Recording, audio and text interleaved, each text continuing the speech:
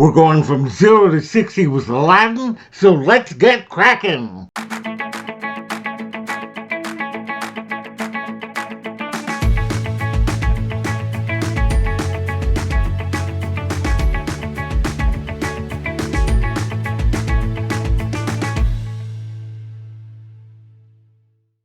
Hello all my fellow explorers, and welcome back to Loren's Adventures Out There.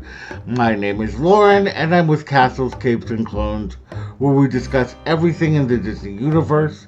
If you are new to this program, thank you so much for joining us. We really appreciate it. We do all kinds of things. We do unboxings and hauls, pins, box swaps, Disney news, Disney reviews, and more. So if that sounds fun to you, we'd love it if you would subscribe to our channel, hit the bell for notifications, and do like this post, as it really does help us out. So we are continuing our series from 0 to 60, which is our look at the films of Walt Disney Animation Studios in chronological order. So we started with Snow White and the Seven Dwarfs, and we are ending with the 60th film, Encanto. Today, we are going to talk about 1992's Aladdin. Now, Aladdin started off as a pet project by Howard Ashman, who was the lyricist to The Little Mermaid and Beauty and the Beast, and his writing partner, Alan Menken. And this was a pet project that they were working on. They were writing songs, and they came up with different drafts of the script. On the third draft, Jeffrey Katzenberg allowed it to be produced. Now, they were working on this project, and Jeffrey Katzenberg wanted them to work on Beauty and the Beast. So Howard Ashman actually was not able to finish the lyrics to Aladdin because he died during the production of Beauty and the Beast. And so some of that was taken over by another famous lyricist, Tim Rice.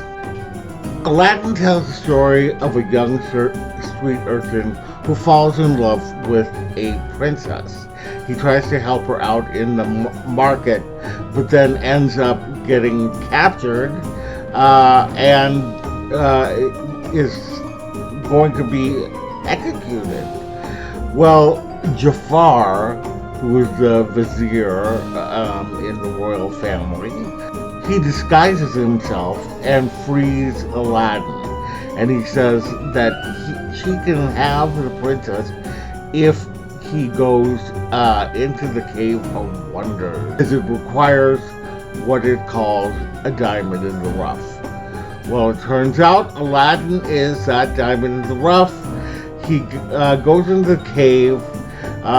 Jafar tells him not to touch anything except for the lamp, but accidents happen, and something else is touched, and they get trapped in the Cave of Wonders. Aladdin finds the lamp, rubs the lamp, and the genie comes out.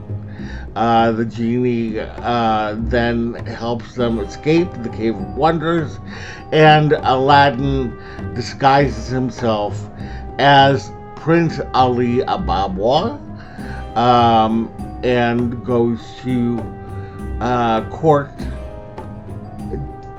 Jasmine. Well, of course, Jafar is angry about this. He wants to have the power. He wants to be the Sultan. He wants to marry Jasmine himself just for that power. And, it's up to Aladdin to help save the days.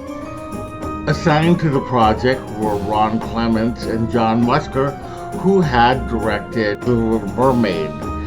They were offered 3 projects. One of them was Swan Lake. The other one was called The King of the Jungle, which ended up being The Lion King. And the other one was Aladdin.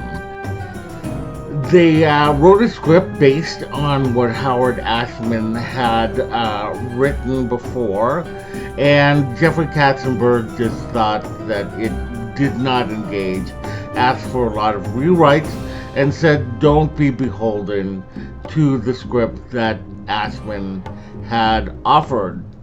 One of the elements of that script that was taken out was of Aladdin's mother, who was supposed to provide like an emotional heartbeat to the movie.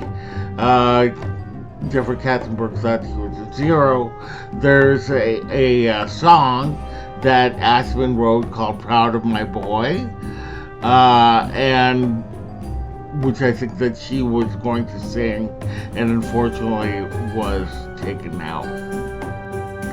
Now, in designing the characters for this film, animators looked at the work of Al Hirschfeld, who was a very famous and wonderful cartoonist who really just did very simple lines and just very caricatured. And the reason why they chose Al Hirschfeld also was not only because of the great style that he had, but they thought that his work also looked very similar to Arabic calligraphy. Now, Ron Clements and John Musker, when they were designing the genie, had Robin Williams in mind. Now, Jeffrey Katzenberg wanted them to use either John Candy or Steve Martin or Eddie Murphy, but they did approach Robin Williams, and he agreed. And he agreed actually at SAG scale pay, which was $75,000, as opposed to his asking fee, which was $8 million. So that was quite a bit. But he did it with the caveat that he not be credited in the film, that they do not speak of him being the voice. Like, he cannot be credited at all.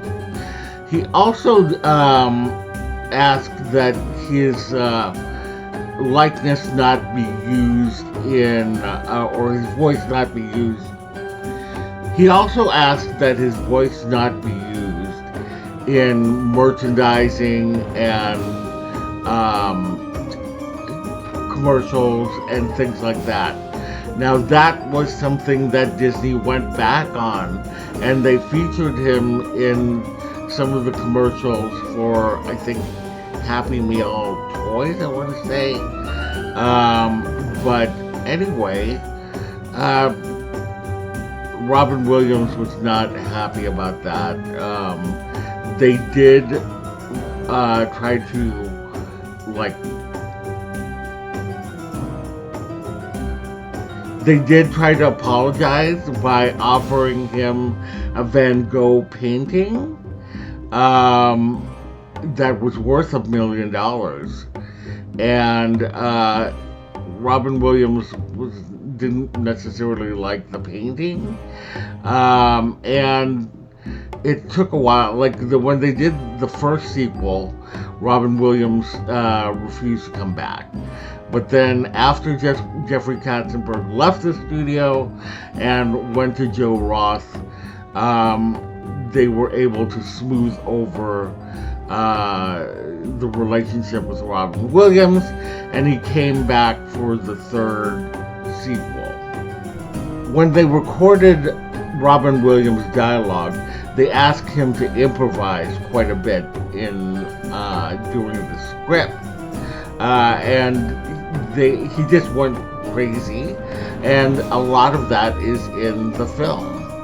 In the voice category, Scott Weinger was the voice of Aladdin, and his singing voice was provided by Brad Kane. And Linda Larkin was the voice of Jasmine, and her singing voice was provided by Lea Salonga. And then Jonathan Freeman did a fabulous job playing Jafar the villain.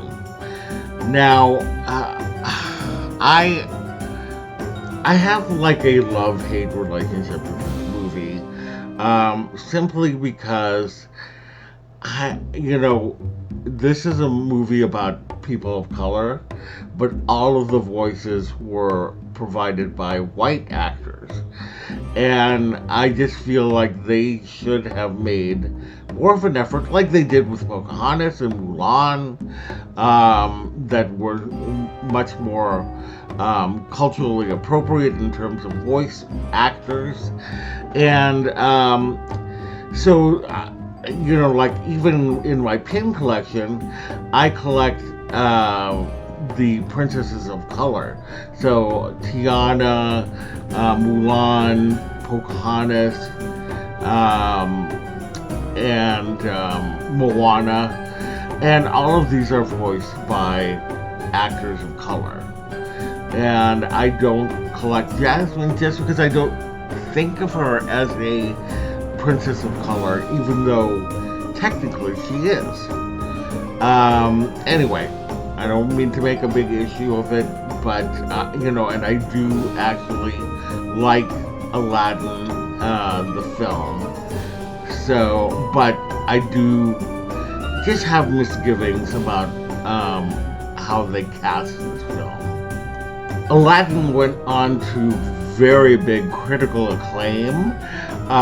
It was critically recognized. The box office was a smash, and Aladdin became the first animated film to reach $500 million. The film was also recognized at the Academy Awards. It won for Best Original Score for Alan Menken, and it won for Best Original Song, A Whole New World by Alan Menken and Tim Rice. Aladdin actually has been a very strong franchise for the Walt Disney Company. It had a show at Disney California Adventure, which was very popular, in which they had a genie that did a lot of improvisation. And it had 2 sequels. It did a live action movie and a Broadway show.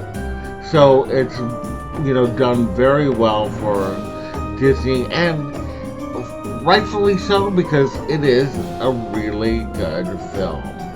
I really enjoy it. Aside from my misgivings, I really do enjoy the film.